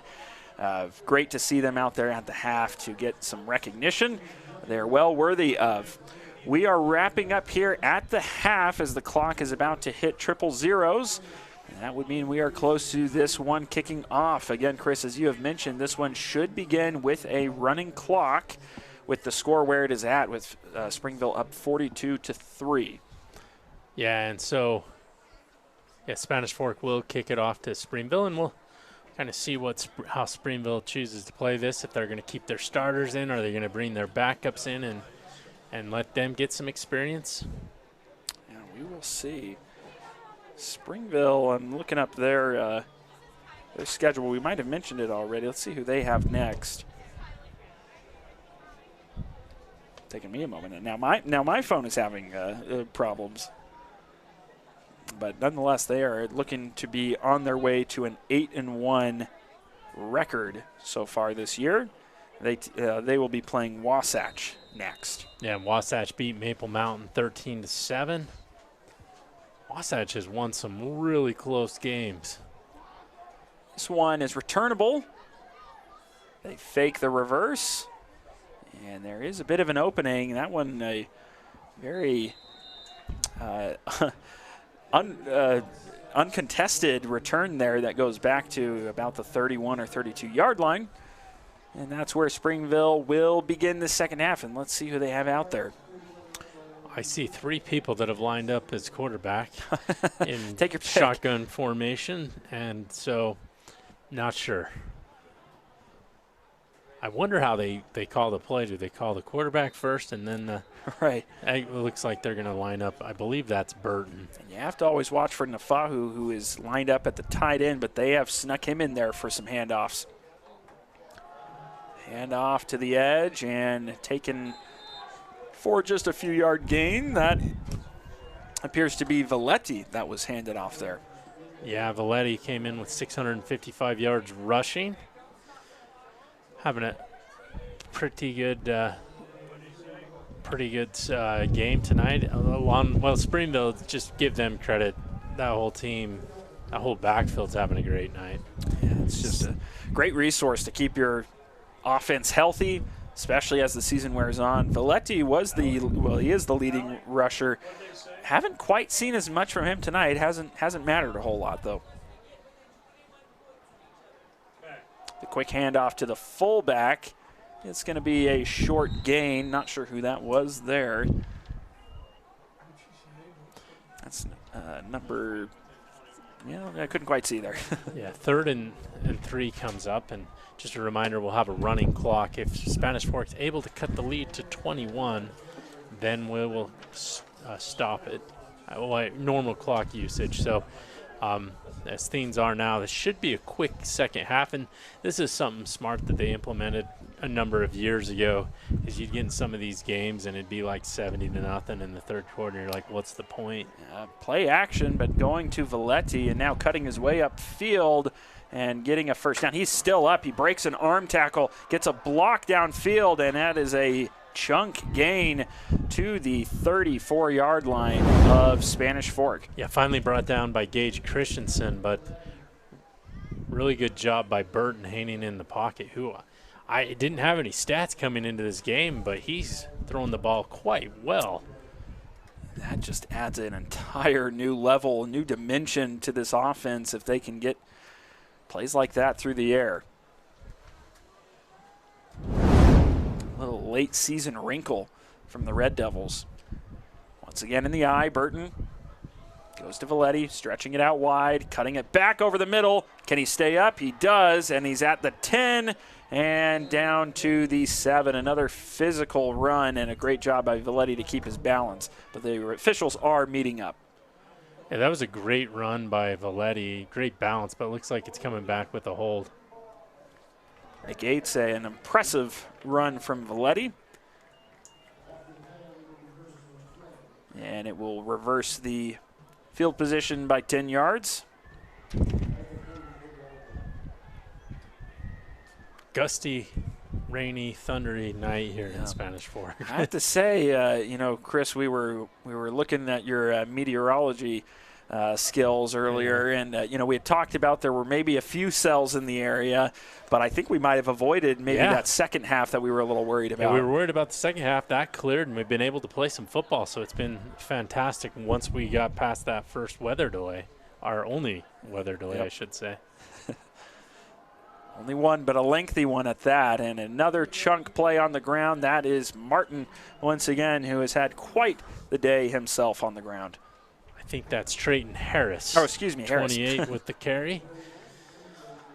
The one thing I'll say about these Springville uniforms, for whatever reason, the numbers are easier to read than most teams. So that's that's one of those things nowadays. A lot of teams love to have those, color scale numbers, or it just makes it very difficult to read. But Springville, at the very least, we can thank them for the they've kept it simple. They've kept it special. Spanish Forks jersey, I'm like, is that a 22 or 29 or 23? Yep. But that's okay. They look cool. Valetti once again stretching it out wide and cutting it back upfield. He's done that a few times where he does the stretch run and then cuts it back up the middle, but this time it's plugged up. Yeah, and so that brings up second and about 8, so we'll see if Spanish Fork can get a stop here. They've gotten him to third down a couple of times on this drive, but just unable to bring it to fourth. They are at the 18 of the Dons. Once again, running clock with where the score is right now. So we sit at 7 minutes and 25 seconds here in the third quarter. Handoff. And that, once again, is Harris. the junior. He's had his explosive plays, but taken down. It's going to make it third down after what looks like no gain. Yeah, so that'll bring up third and about 7. And, yeah, if you're Spanish Fork, just continue to plug that middle. They've been doing a pretty good job on this particular set of downs. That's 2 downs. If you can do it a third time, it's decision time for the Red Devils. It has been the yards after contact mostly today. Not too many wide open holes for the Red Devils, but physical play from the backs. And on this third down, they hand it off to Valetti. He reverses up the middle and appears to have the first down after about a 8-yard gain. And Valetti's very patient. He follows his blockers, and then when he needs to, he turns on the speed. But a lot of those running backs will just run right in their blockers and really slow down their momentum. But pretty good patience by Valetti, and I guess that's why he's probably over 700 yards rushing on the season. Yeah, quite a year for him. That makes it first and goal. There actually have not been too many goal-to-go situations today. But you figure this is the bread and butter for Springville with the run game that they have. Pushing it down towards the goal line. That appeared to be Trayton Harris again. And he's down at the 1. Down at the 1. Second and goal from the 1. I'm not a fortune teller, but I'd like to predict a run up the middle here. Yeah, I will say I've been shocked a few times where I've opened my mouth and said, you expect a run here, and then they throw it. But I think I'm with you on this. This has to be. I did curse Maple Mountain and say, hey, I'd throw a middle screen here last week, and they did exactly that, and it got stopped on 4th down. Right. So that is right. That was a big play in that game. They hand off to the fullback and into the end zone for the touchdown. That is Valetti, the other Valetti. Tione Valetti, the fullback. Yeah, Valetti is all over the place, including the head coach for Springville. Talented group of players. And that makes it 48-3. Springville with 5:14 to play as they move on to the PAT. Yeah, and this program has had many Valettis come through it the last few years. On for the PAT, and the kick is successful. 49-3 is the score after that impressive drive, another impressive drive for Springville. And it gives us an opportunity to shout out our sponsors here at SF17. Spanish Fork Community Network, 2 Jacks Pizza, the financial advisors at Edward Jones, Mike Mendenhall and Tyler Mendenhall, the attorneys at Utah Legal Team, Lance Wilson State Farm, and Triple T Heating, Cooling, Plumbing, Electrical. Again, a big shout out and thanks to our sponsors here at SF17. And once again, as a reminder, you can catch us on YouTube at Spanish Fork, youtube.com/Spanish Fork. Again, youtube.com/Spanish Fork. For all sorts of events going on here in the Spanish Fork community, including this game here today. So check us out, youtube.com/Spanish Fork 17. Yeah, and Springville with a methodical drive there. Takes almost 7 minutes off the clock, comes away with a touchdown. Another kick here. There's been a couple of impressive kickoffs here for Springville. They've had quite a few opportunities with how their offense has been rolling. Now we'll see what Spanish Fork does here. It was late in that first half that they moved to Nixon Warren at quarterback. He's played a lot at quarterback this year, but they seemed to be coming into this one with the intention of having him out at receiver and Rasmussen at quarterback. And we'll see who we have going out there. Looks like it'll be Nixon Warren. Yeah, with the running clock, I don't know if you try and press it and try and get it under 21. You're down 46. Probably just playing to see if you can get some touchdown, get some confidence heading into that game at Timpview. Hand off to Buck, who finds a hole. And I'll say there's been one positive for Spanish Fork on offense. The first down runs have actually been pretty solid, usually getting about 4 or 5 yards, setting them up on second down. Some good running from Buck. Yeah, the down and distance hasn't been bad on second down. It's just been the inability to string multiple plays together for Spanish Fork, and that interception and the fumble, that really hasn't helped things, and Springville has yet to turn it over.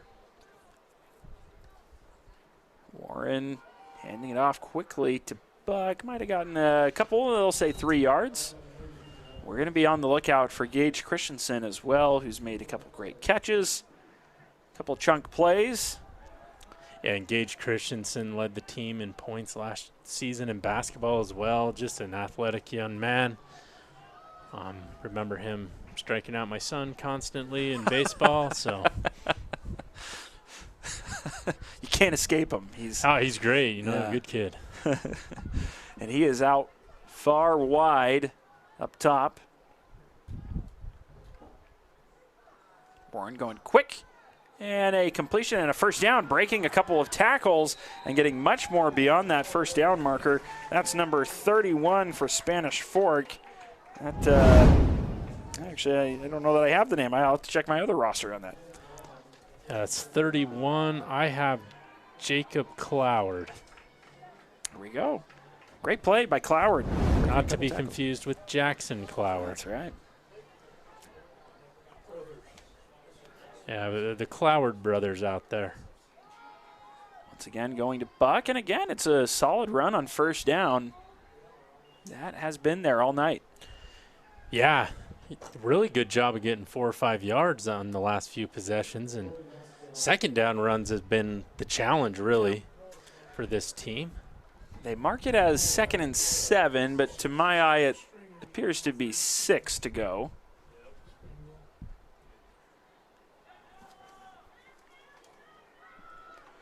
Running clock down to 2 minutes here in quarter number 3.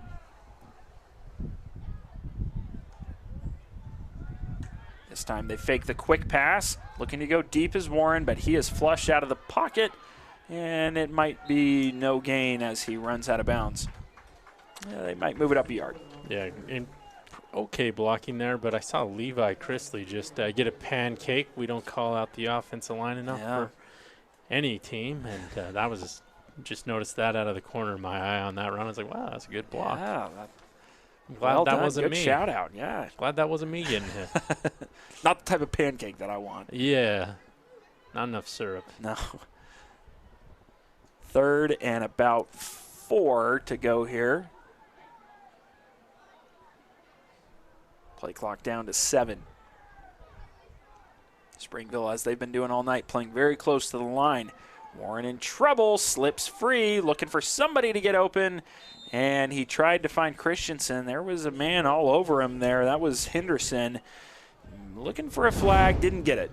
Yeah, I don't know. He wasn't open, so, and not even really a catchable pass, so maybe they said it wasn't catchable. But, yes, there was a lot of physical contact going on between Zachary Henderson and Gage Christensen.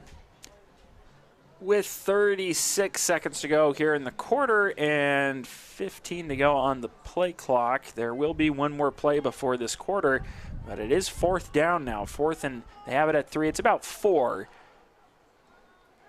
Warren again, flush from the pocket. Gets a block, no holding call, and throws it deep downfield. It is incomplete, and that will be a turnover on downs. And with the clock running, I believe that'll take us to the end of the 3rd quarter with Springville taking possession. Wow, and those goalposts are just moving an absolute ton. It's getting even windier. Yep. Well, 12 minutes of play remaining here at Spanish Fork. Springville up 49-3. We will be back with you here after this break here on SF17.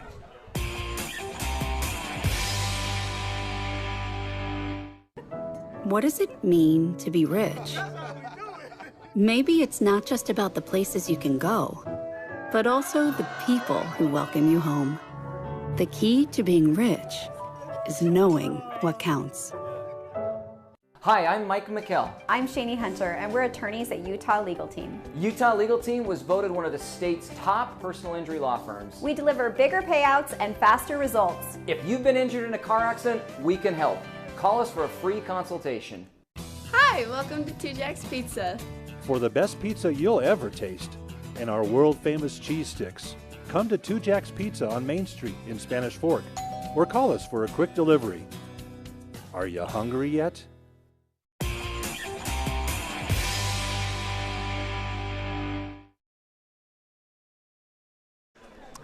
Welcome back to SF-17's coverage of varsity football. We have Springville taking on Spanish Fork. We have started the fourth quarter here. Springville up 49-3 as they are ready to snap the ball very quickly here as we return from break. It is a 1-yard gain for Springville. That very well might, well, let's see who that is. Yarsley. Yeah, that's another name now that we're throwing in there. So maybe getting some of the more depth players some time here with Springville. Yeah, it looks like they brought out the lighter weight team because I looked out there. I'm like, these guys are a ton smaller than they were in the third quarter. So some playing time for some of these players late in the season. Of course, Springville has, well, the ball comes loose there after a few-yard game, but they whistle it dead with forward progress stopped.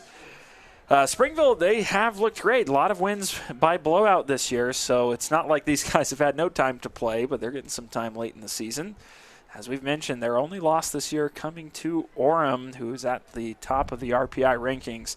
They only lost by 3 points in that game, so impressive team. I didn't write down all the stats, but looking at Springville's rushers, they had an absolute ton. So it's like, well, they must have gotten ahead and used everybody. Yep.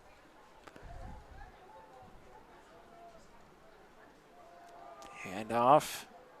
And no gain. Well, a couple yards after contact will make it 4th down and a few as the moon makes an appearance peeking out above the clouds here. It's been a rainy night, although it has cleared up over the last hour or two after a long weather delay. Yeah, it's been hard to see that ball when it's punted. It's just, it goes above the lights a little bit, and it's so dark, or has been so cloudy tonight that it's been hard to see. And Springville elects to go for it, or at least that's the way they're lining up, unless it's going to be a pooch punt. Yeah, well, we got a punter deep there. A little. Okay, there we go. Yeah, there you go. My eyes deceived me. Hey, man, it's bedtime, like we've said, so it's understandable. Low punt, in over in, a good bounce. Will it find the end zone? Yeah. Wait. Yes, they call it touchback. That was a good play. That was a risky take there by Spanish Fork, but it does go into the end zone for a touchback. They'll head out to the 20-yard line. Again, running clock right now, so 9.5 minutes to go as that clock ticks down. So Spanish Fork, for all we know, this may or may not be their last possession on offense, and I'm sure they're looking to have something positive to end the night on this side of the football. Yeah, it might not be much, but 49-10 is a little bit better than 49-3, and I think that's how they'd want to end the night. And I think for both teams, you just want to come out of this game healthy. Yeah. It looks like Rasmussen is back in at quarterback. He played primarily at the position in the first half. Hand off to the edge, looking for something and getting a few. And that was a receiver for Spanish Fork. That's number 12. Mason Snow. Mason Snow, yep. You'll see him on defense also, making some big plays. Yeah, Springville, they haven't won a state title since 1985, and so, maybe this is a team that is balanced enough on offense and has a really good defense. Maybe they can get it done. And the red seat parts there on 2nd down. A nice gain for a 1st down. Yeah. There's the chains. It was 7-3 at one point in Spanish Fork. It drove down nearly the length of the field and got a field goal. I thought, hey, we might have ourselves a game. And ever since that point, Springville's really put down the clamps for the most part. They have. There's been some open receivers at times for Spanish Fork, but the passing operation just hasn't quite been there as they are met right at the line. A physical play by Springville. That is number 23 for Springville. We got to dig a little bit deeper now into these rosters. Or Phonahoma. There you go. Or Phonahema, I think. I should know how to say that. My neighbors have that last name. Oh, well. That makes it 2nd and 11.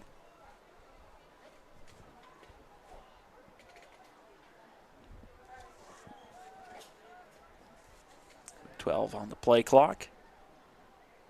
Trying to get set here.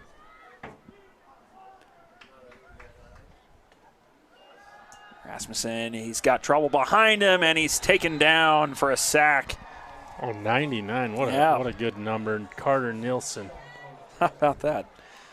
Yeah, that number sticks out. We already mentioned the Springfield numbers that are pretty easy to read, and yeah, big 99. Easy to see from here. Yeah, brings up 3rd and, I don't know, 20.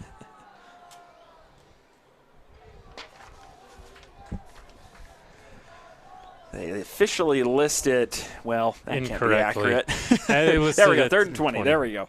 It's at 3rd and 11 before. Under pressure, Rasmussen gets it out quick. Looked like a design screenplay. It's Snow out there. Yeah, Snow took a big hit there over the middle. Gets a few yards, but it's going to result in 4th down. And Spanish Fork is, you would imagine, going to bring out the punting team here. Yeah, Yarsley number 4 and Snow had quite the collision that time. Punting unit comes out.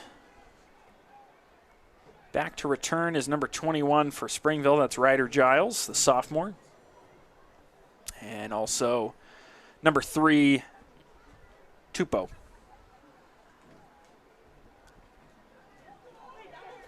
Spiraling punt.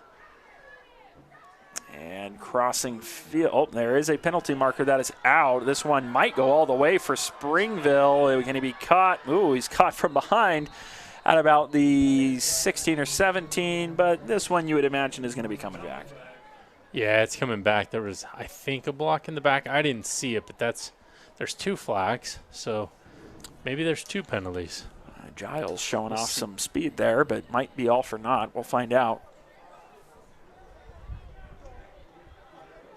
One of the coaches gave the signal of block in the back, but we'll see if we can get the official call. Yeah, there's still waiting on the call here. I think they're like, okay, you got this over here, I got this over there. The clock's still running, so I guess take your time.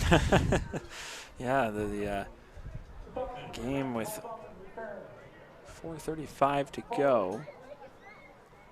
And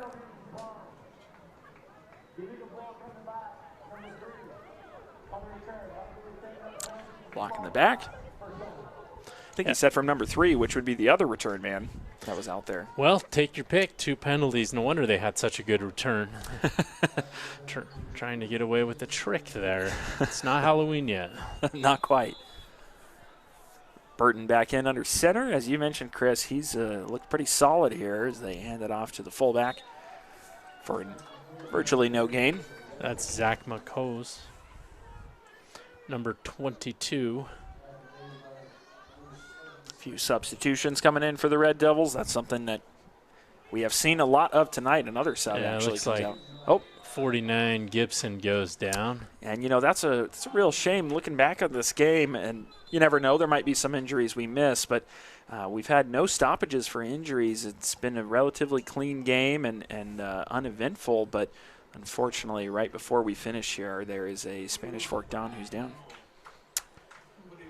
Yeah, Gibson came up and then asked for a substitute and then made it 2 steps and dropped.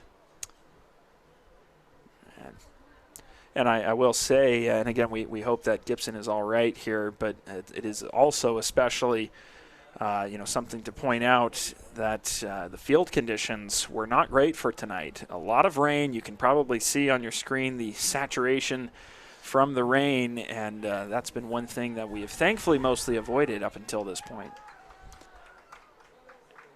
And you can tell kind of the field's more worn between the hashes because you can see it's a blacker, darker type color. Gibson making his way off gingerly with some assistance.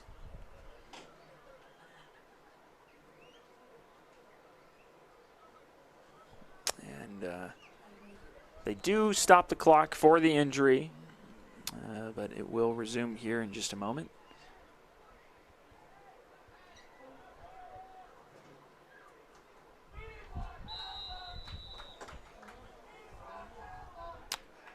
And back in the eye is Burton. This time they hand it off, and nothing much doing there. Again, that's number 4, Wesley Yearsley. Yeah, and both teams just really kind of gotten stuck in the mud since the fourth quarter with just the backups not being able to sustain very many yards. But so it looks like we might end up with a 49-3 score here. Might be. 3rd and 8. Toss sweep. Going wide, but the Dons are there to meet him, but he breaks free, but going to be well short of the first down marker. That'll make it 4th down. Yeah, we kicked this thing off at 8:30.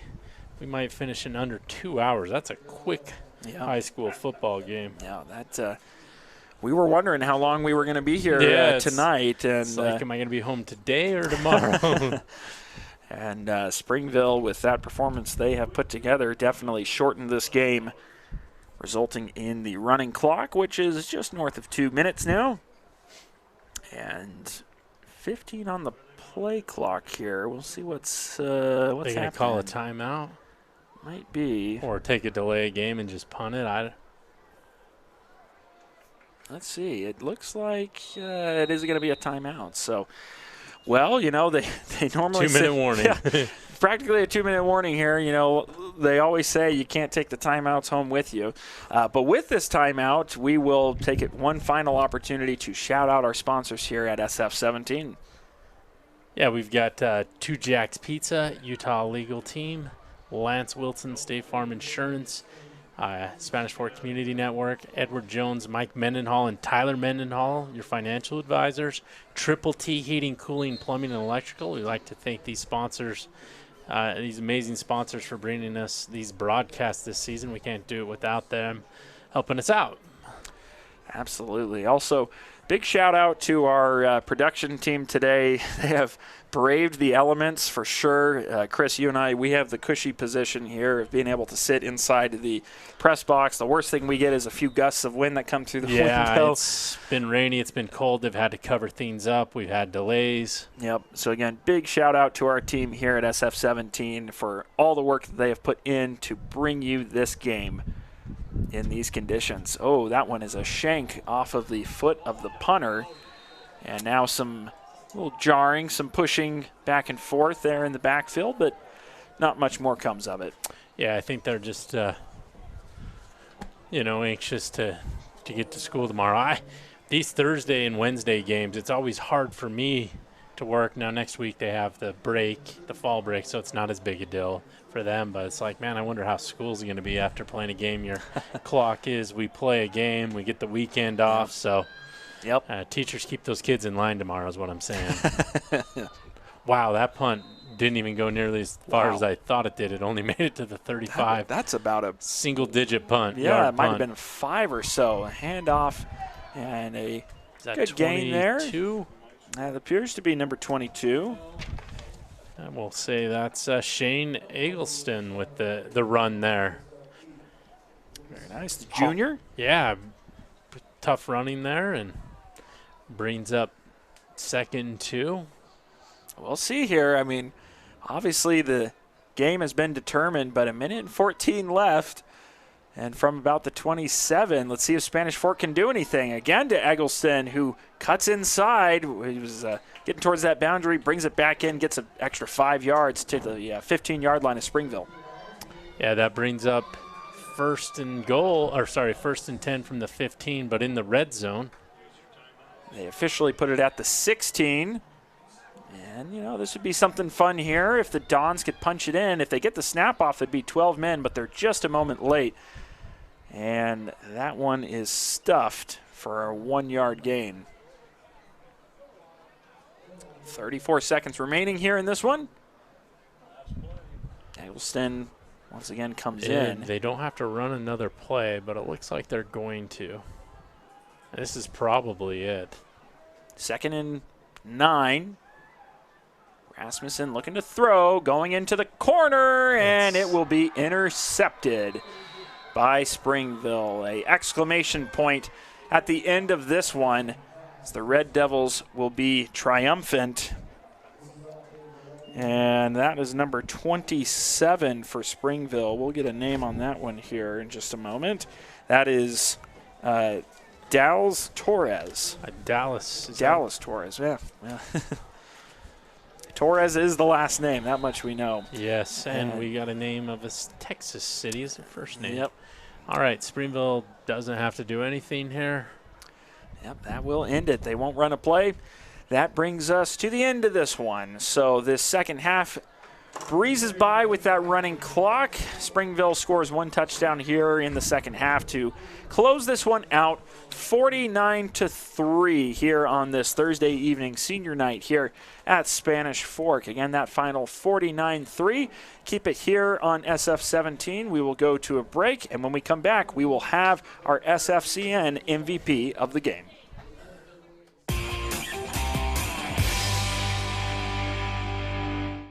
You live life without regrets. Sure, you've had some doozies in the job and relationship department, but you learned. Same with homeownership.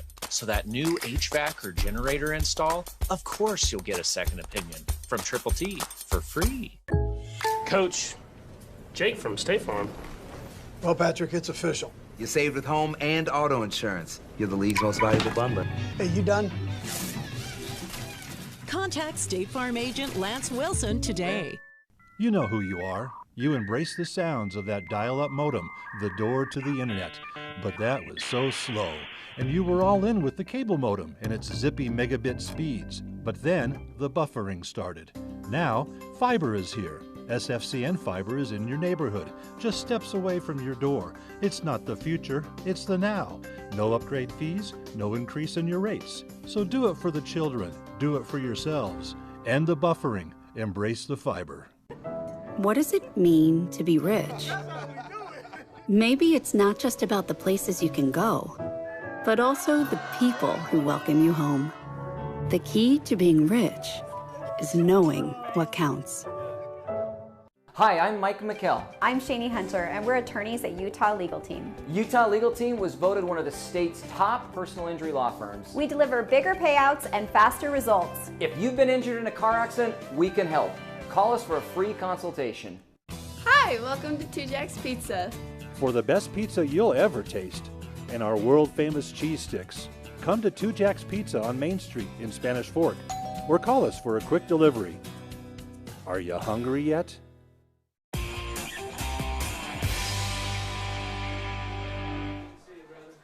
Welcome back to our wrap-up here on SF17 for this football matchup between the Springville Red Devils and the Spanish Fork Dons. Final score there, not a close one tonight. Springville winning this one 49-3. Was a bit close at the end of the first quarter, 7-3 lead. But things went downhill for the Spanish Fork Dons as Springville got their offense going. And Chris, final thoughts on this one before we reveal our SFC and MVP of the game? Yeah, if you're Spanish Fork, you're not necessarily guaranteed a playoff spot. I think you got to get ready for Timpview. You've got 6 days to get ready for that. Timpview, I've seen them play Maple Mountain. That is a winnable game for Spanish Fork. Some years Timpview is just a class above everybody else. I think the two best teams were Orem and Springville by far in this region.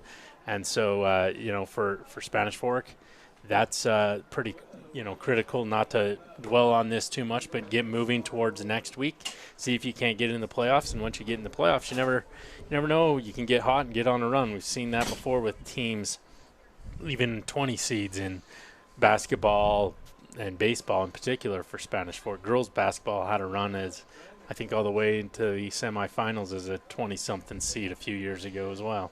And the state champion baseball team were in the 20s and won it all last year, so you never know. Absolutely. Keep an eye on the Dons as we head to the postseason. And now it's time to reveal our SFCN MVP of the game.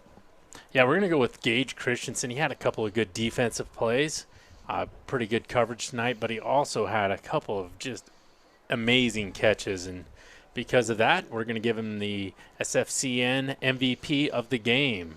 Yeah, congratulations to you, Gage. Again, it was senior night here at Spanish Fork. We are so happy that we could have you along with us for the ride. We had a long delay, so thanks for sticking with us. We got the entirety of the game in. And don't forget, of course, that we have our matchup next Wednesday, October 15th at 7 p.m. The Orem Tigers taking on Maple Mountain. The Golden Eagles having their senior night to close out the season. Big matchup there with the Orem Tigers coming into town. And again, you can catch that here on SF17. Once again, our final score this evening was Springville 49, Spanish Fork 3. Thanks for sticking with us through the rain and the lightning. For Director Pete Hansen and the rest of our crew at SF17, I'm Mac Branning. Had Chris Hurst alongside me for the ride. We thank you for joining us here this evening, and we'll catch you next time on SF17.